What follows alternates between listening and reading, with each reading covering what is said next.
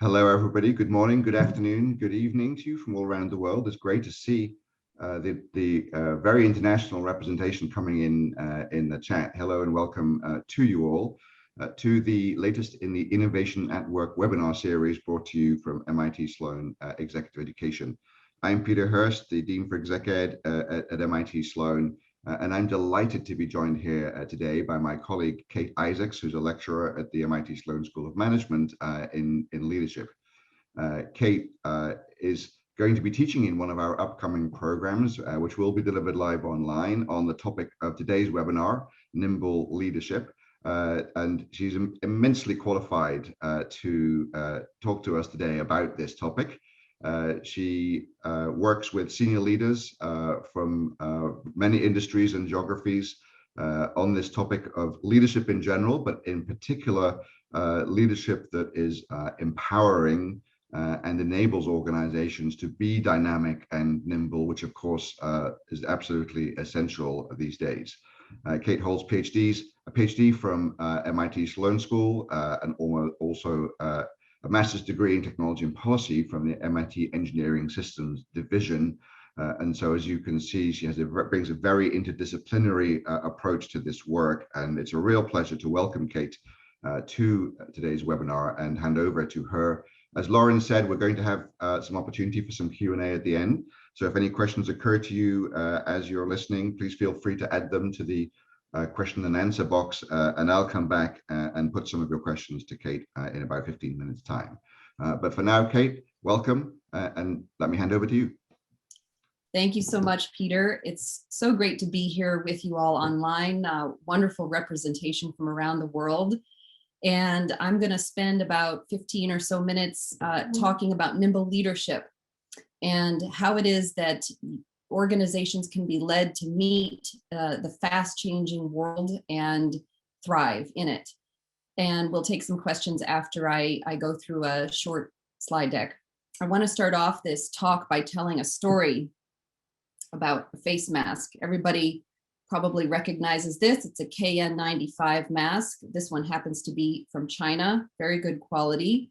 I was working with a large hospital system here in the Northeast. And in particular, I was working with something called the validation team that was responsible at the beginning of the pandemic about a year ago for reviewing a lot of different personal protective devices that were bubbling up from their various product innovation teams. The validation team was responsible for telling people whether or not reviewing these products and saying, were they safe and were they going to work for their healthcare workers who were treating coronavirus patients.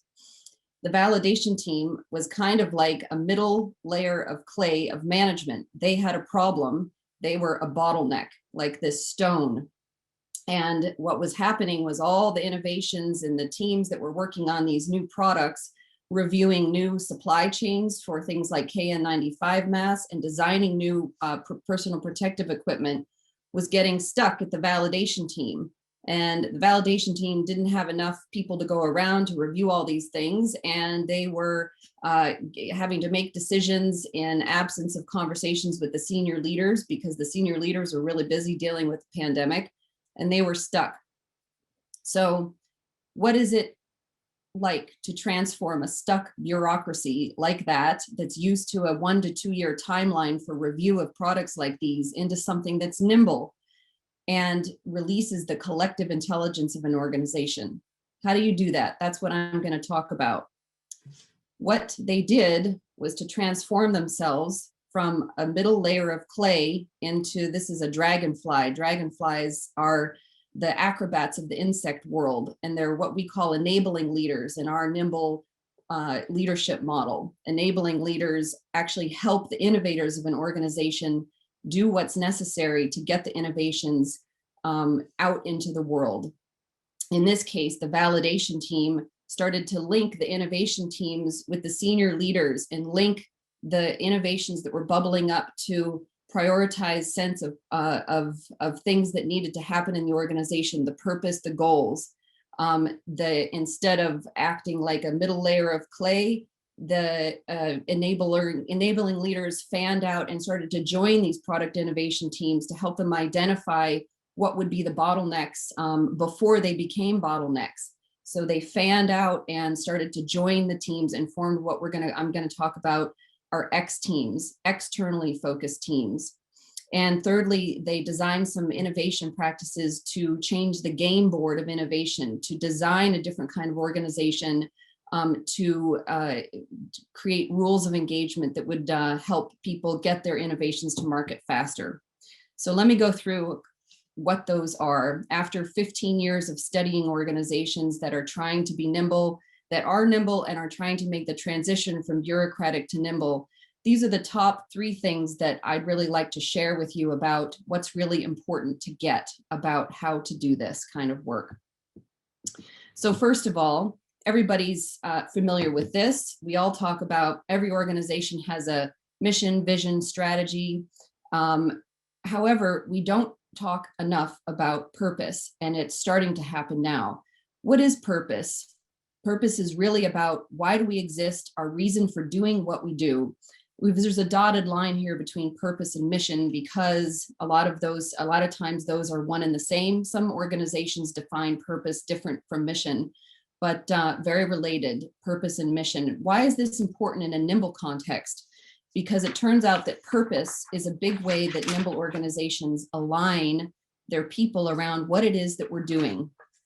And purpose, if it's a bigger purpose, is something that nimble organizations use to really motivate and inspire their people. So what kind of purpose are we talking about here? What do we even mean by purpose?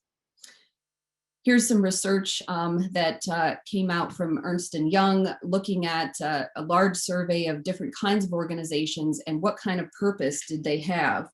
So on the right-hand side, you can see about 50% of organizations have a purpose that's something that has to do with one stakeholder group, maximizing shareholder value or bringing value to customers, a worthy goal for sure. However, fairly narrowly defined around one stakeholder group. On the left-hand side is what is called a purpose with a capital P, which is something bigger. It's more aspirational. It's something that is grounded in humanity, that inspires a call to action, that's about multiple stakeholder groups, not just one. It's called a purpose with a capital P. So what does that look like? And why is it important? Well, it turns out that purposeful companies do better.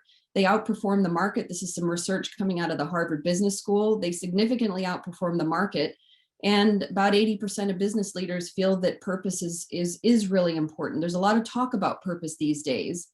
However, 2/3 of leaders say that purpose isn't actually used in their organization to make decisions on a daily basis. This is what nimble organizations do differently. They ground their decision-making in the company's purpose.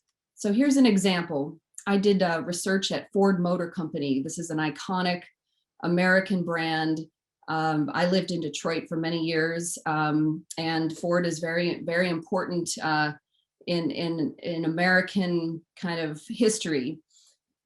When Alan Mulally, who's a Sloan graduate, came in to take the helm at Ford, he went back into Ford's history to find and revitalize a sense of purpose at Ford, which was struggling mightily at the time, and found this old poster, which was part of Henry Ford's original vision to open the highways to all of mankind. Now that's a bigger purpose. We're talking about something aspirational here. His formulation from 2008 was to make people's lives better through automotive and mobility leadership. It wasn't about selling automobiles. It was about making people's lives better. And you can see the thread has carried through to the current purpose and mission of Ford today, to build a better world where every person is free to move and pursue their dreams. Now talk about aspirational.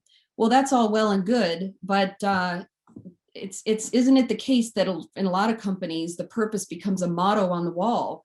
It's not really lived, it's just lip service. So in nimble organizations, they are good at bringing the purpose down into daily decision-making. How did Ford do this? Well, when I was doing research there, you'd walk around the halls and you'd start to talk to people about the culture, the mission, their decisions. How do they do what they do? And people would take out of their back pocket their wallet or their purse and show you this. This was a card that Alan Mullally had printed up. It was 2 sides of a single card, and everything you needed to know about Ford's plan, its purpose, and what was expected of people was printed on a single card. Ford gave this to all of its employees, to everyone it dealt with, and people knew what was expected of them, and those expected behaviors were linked to performance compensation up and down throughout the organization. All right, so purpose, number 1. Second thing, X teams. What's an X team? This comes out of research from my colleague and collaborator, Deborah Ancona at MIT. And X teams are the building block of Nimble organizations. So this model is a shift from a top-down hierarchy to a team-based organization. Teams are the building blocks of Nimble organizations. And instead of the top knowing all the answers and telling the bottom what to do, Nimble organizations are team-based, they're flexible, fluid, leadership provides direction, but resources and talent are fluidly deployed to organize around opportunities. So question for you all on the line, what makes for a great team? What do you think? Can you just put in the chat, what do you think makes for a great team? Kaizen, trust, alignment, space, trust, a lot of stuff about trust, purpose, diversity, communication, great. Transparency, commitment. Okay, I'm seeing a lot of what the common conception of good teams are all about, which is about a lot of the internal dynamics of teams. What is that about? It's about shared purpose, good psychological safety, trust, a lot of comments about trust, diversity, good process for decision-making. However, this leaves something very important out, which is what we've been trying a message we've been trying to get across for quite some time, which is the external perspective. So this is a model of teams. It turns out that one of the biggest predictors of performance is how externally oriented a team is. Yes, the internal stuff matters. The internal process and the trust absolutely matters. But one of the differentiators between average and very high performing teams and all types of teams are whether or not they're externally oriented, whether or not they can be ambassadors between themselves and the organizations to pull in resources and talent, whether they can coordinate their roles and priorities with the rest of the organization's goals and priorities. And then this thing about sense making. What's that? Sense making is making a map of the world by talking with customers, other stakeholders, and understanding what's going on in the world, and then advocating for what the team is doing in order to meet those changing needs.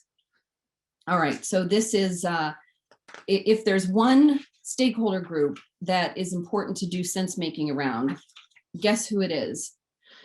This is a fun Dilbert cartoon that, for those of you who might not be able to see the screen, Dilbert's colleague is saying our goal is to ship 1 million units this quarter. And Dilbert's saying, yeah, but do we have any goals that involve making customers happy?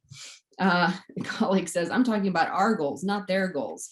So what's important to get right in a Nimble organization? If there's one thing that's important to get right, it's talking to your customers, getting connected with your customers, being customer-centric. Now, there's a lot of talk about customer centricity these days, but what does that actually mean? Let me tell you how Microsoft did it. Microsoft is featured in our article on Nimble leadership. You can read about it.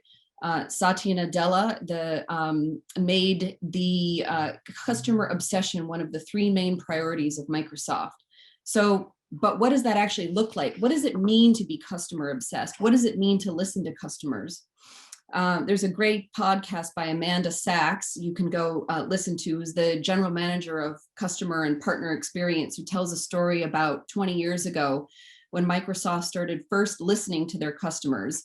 And they did a huge study, listened to 5 to 6 million customers and partners, and did surveys and gathered data and came back and realized, she said, we were shocked that our customers and partners didn't love us as much as we thought they did. And in fact, because Microsoft products were the only option, they realized, she said, after the 5 stages of grief, starting with denial, but over a period of a couple of years, realized that in fact, their customers had captive loyalty. They didn't have customer love from their folks, they had captive loyalty. So began a journey to figure out, and they're now 20 years into this journey, but if there's one practice that you can take away from this webinar about customers, it's 3 things. 1, how do you listen to your customers? What are the different ways of listening, what Microsoft calls a listening path? What are the different listening channels you have for actually listening to your customers? Secondly, how do you tell the story around that? Microsoft talks about how they used to put a data set up in front of people and hope that that would tell a story. Now it's about telling the story using data. So telling stories about your customers' experiences is an art form, and it's an ongoing art form that's a practice. How do you tell the story of what your customers are experiencing? And then thirdly, how do you respond? So a couple things that Microsoft did. They had regular meetings and they brought the customer perspective into those regular meetings. So it wasn't like a separate thing over here that you were trying to grapple with around the customer perspective. They had quarterly meetings. Whatever regular meeting sequence they had, the customer perspective was brought in. They also linked customer satisfaction to their performance reviews. So simple practices that you can start to think about. That is the one key stakeholder group that it's important to start to integrate into your company. Okay, so third thing, architecting the game board. So in Nimble organizations, as I was talking about, there's this sort of middle layer of clay on the left, the middle managers, and it's the job of the top folks to make the decisions and have the knowledge and drive it down through hopefully with the middle layer of clay being somewhat helpful and get everybody going in the right direction. A Nimble organization actually flips that hierarchy upside down, and the folks at the top, yes, they do set vision and priorities, but they're also really providing information, the context, they're creating the rules to help what we call the entrepreneurial leaders, who are the innovators, to step up and take leadership and push new ideas forward. There's a 2-way flow of information. And in fact, in our model, the hierarchy literally is flipped upside down, and architects are creating and enabling leaders are enabling the entrepreneurs to do their job. So what's a simple practice for thinking about that? Well, one thing is, do you think of your people as human resources in order to get the most out of them and wring the most out of them? Or do you think of them as partners and people that are going to help you achieve your goals as an organization, whether you're a team leader, a business unit leader, a CEO? One simple thing to think about is, what do you call your people? At Google and Southwest and Microsoft, they don't have a chief human resources officer. They have a chief people officer, because their people are people who can grow and develop in the spirit of Carol Dweck's growth mindset.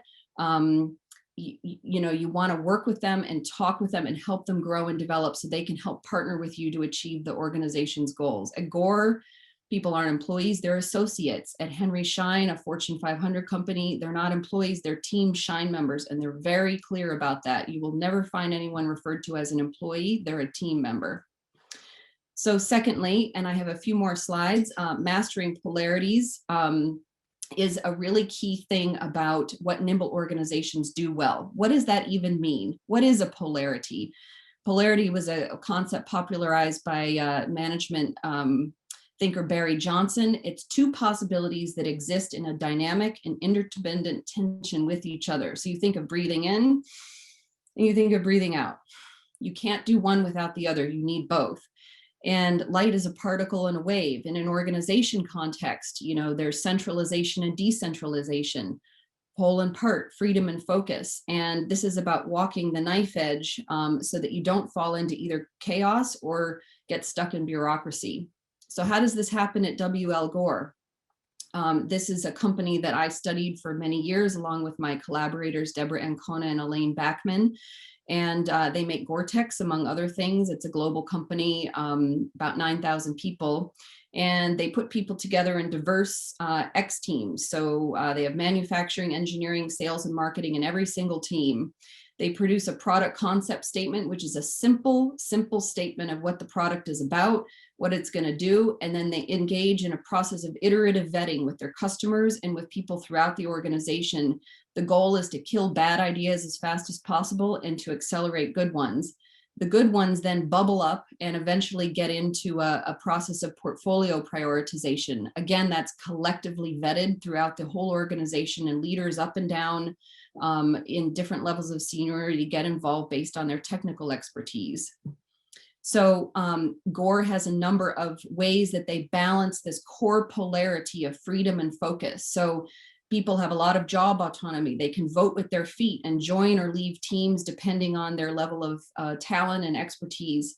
The people don't hoard talent. Team leaders don't tend to hoard talent. They let them go depending on what's best for the whole company. And there are lots of small bets that are bubbling up that then when you get into the focus side of the polarity, there are simple rules that guide how products are selected. This is a concept popularized by Don Sull and Kathy Eisenhart. So at Gore, the idea is fit for use. You don't want to get to the top of Mount Everest and have your jacket leak. So it's got to be fit for the use that it's intended. It's a simple rule that drives all their decision-making, helps create a strategic mindset in people who are working on these teams that helps align and focus them around what they're doing. This collective vetting process gets everybody involved in focusing the products around the core strategy. And then this idea of customer centricity. Customers are constantly being engaged in testing and idea creation in the company. So one practice to master polarities, this is a diagram from the Spotify engineering culture. So Spotify talks about a high autonomy, high alignment culture. So wherever you are, you on this webinar, sitting in your organization, you can do this no matter what kind of leadership authority you have. So on the lower left corner is low autonomy and low alignment. People don't know where they're going and they don't feel empowered to step up and lead. On the lower right-hand quadrant, high autonomy but low alignment. People want to go do stuff, they're ready to go, but the boss hasn't communicated his or her goal. So people are all over the place. On the top left-hand quadrant, high alignment but low autonomy. Well, the boss is saying we got to cross the river, and he's saying how it's going to be done, build a bridge. So people don't really have much autonomy. They don't have freedom to contribute their creative ideas into the mix, and they just have to execute yes sir, yes ma'am. That's not nimble, because people are robbed of their creative freedom there. So what Spotify goes for, what nimble organizations go for, is the upper right-hand quadrant: high alignment, high autonomy. So we need to cross the river. You guys figure out how. You're smart, you're creative, and we want you to contribute that creative energy into the organization so that you help us figure out where we're going to go. All right, so those are the top 3 things that are important for nimble organizations. Purpose, got to make it practical. X teams, got to make it external, starting with, can't do it without customers. Need lots of stakeholders, but absolutely need to bring the customer perspective in. And then 3, architecting, got to think of your people as partners, and think about balancing polarities of the core as freedom and focus.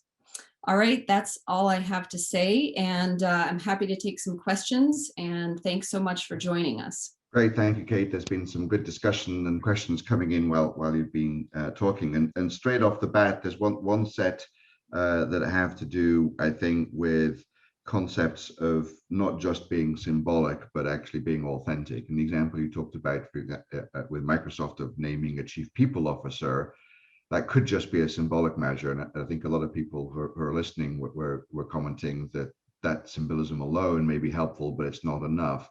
What are the really practical, authentic things that you think that organizations that are taking these steps are doing that do convince everyone, employees and customers, that actually these are authentic, not just kind of greenwashing or other sort of superficial approaches? Well, it's a great question. And the key thing is looking for what happens when there's a mess up.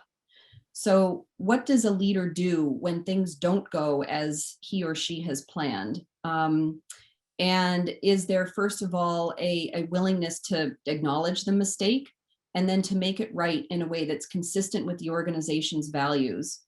The other thing is, and this is something Satya Nadella talks a lot about, is humility. So a key feature of Nimble leaders is they are humble. They're incomplete leaders in Deborah and Kona's language. They don't know everything. They don't have all the skills, but what they are really good at is surrounding themselves with people who do have the talents and skills to make for a great organization. So I would say those two things. How do people act when they're under pressure and when they make mistakes? Is it consistent with their own personal values and the values of the organization? And humility, the willingness to not know and to surround yourself with smart people that are going to help you get where you need to go. Great, that's very helpful and interesting. And then at the other end of the scale on the spectrum, there were some questions about, well, how the fascination with the concept of X teams, but how do we construct these high-performing X teams? What's an optimum size from your research? Is it, is it 5? Is it 50? And how does that relate between entrepreneurial organizations, which are usually small or in high growth mode, versus very large companies that you've been studying? So ING Bank in Europe has reorganized their entire company, their entire bank around 9-person teams that all have ownership for some aspect of the customer experience. A team size of about, anywhere from 6 to, once you get to above 10 to 12, you start losing people's individual voice. So that sweet spot is somewhere, under about 10 to 12, ideally, in the 8 to 10 range, is where you get people actively engaged and contributing, but things aren't so big that people's voices get lost. In terms of constructing a team, really it's about having a diverse representation so that you get, for instance, at Gore, they have sales, manufacturing, and engineering all on the same team, because those are the key functions that are necessary to get the customer product delivered. Great. And unfortunately, we're about to run out of time, but perhaps we've got time for one last sort of what now kind of question. So for many of us, we're not the person sitting hierarchically at the top of an organization. And let's say we really believe in the ideas you're talking about. What can each of us do to help move our organization in the direction of this sort of nimble vision that you're describing? Well, I really hope some of the simple practices that I talked about during this presentation are helpful. It really doesn't matter where you're sitting in an organization. You can always be humble. You can always think about, you can always walk down the streets, as it were, or into your Zoom and talk to a customer. You can ask your people to do the same. You can think about how to treat your people with respect. Think of them as partners. You can do that no matter where you are in an organization. And those are the small steps that will get you towards a nimble way of organizing and leading. Great, thank you. On that note, it's a call to action for all of us, and let's all try and put something into practice as soon as we get off this call. I was going to say go back into the office tomorrow, but for so many of us at the moment, as you said, it's likely to be a Zoom or online meeting of some kind. Thank you so much, Kate Isaacs. This has been fascinating. As usual, we could have talked for much longer, and there are many more questions coming in. So we will be emailing everyone who registered today a link to the video and the presentation, and we'll also be producing a short blog post to answer some of the questions that we weren't able to get to today. Thank you again, Kate. Thank you all for joining us. Please keep an eye out for our next upcoming Innovation Network webinar, which will be with MIT Professor Nelson Repenning. Still on the topic of leadership, as Nelson is the director of our Leadership Center at MIT. Thank you all again for joining us. Thank you to the team for putting this together. We'll look forward to seeing you all soon. And thank you once again, Kate Isaacs, for a fascinating presentation and discussion. Total pleasure. Thank you, Peter.